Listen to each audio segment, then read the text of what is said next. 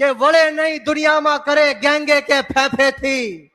વળે નહીં કાંઈ દુનિયામાં કરે ગેંગે કે ફેફેથી, ઘડીક શણગાર મર્દોનો સજી લ્યો તો મજા આવે, અને મજા કાંઈ કોર આવે દાદ કાયર વેશ મૂકો તો, અને કદમ બે કાળની હામાં ભરી લ્યો તો મજા આવે। આ ખેડૂતોએ આ કાળ જેવી ભાજપની સામે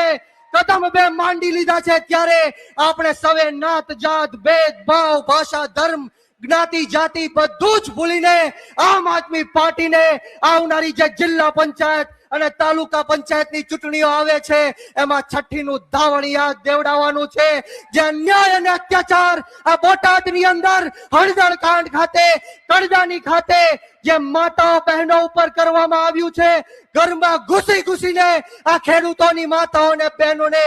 મારવામાં આવ્યો છે, આ ખેડૂતોના માથા ફોડી નાખવામાં આવ્યા, લોહી લુહાણ કરી નાખવામાં આવ્યા, ફ્રેક્ચરો કરી નાખવામાં આવ્યા, ટીયર ગેસોના સેલ છોડવામાં આવ્યા। ત્યારે આ જાહેર મંચ ઉપરથી ભારતીય જનતા પાર્ટીના નેતાઓને કહેવા માંગીશ કે તમે ચૈતર વસાવાને જેલમાં નાખ્યા,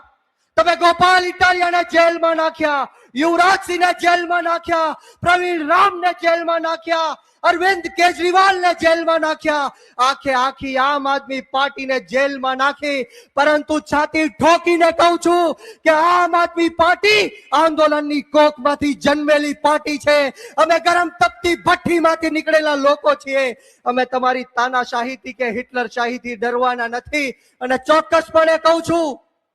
કે આપણો ભારત દેશ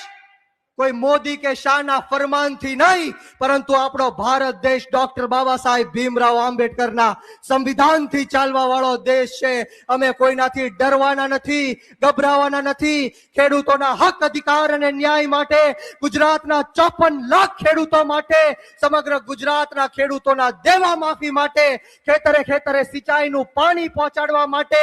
MSP કાયદો બનાવવા માટે, લાંબા ગાળાની કૃષિ નીતિઓ બનાવવા માટે, 24 કલાક ખેડૂતોને મફતમાં વીજળી મળે એના માટે જીવન રેડી દેવાની તૈયારી સાથે તમારી સાથે ઉભા છીએ।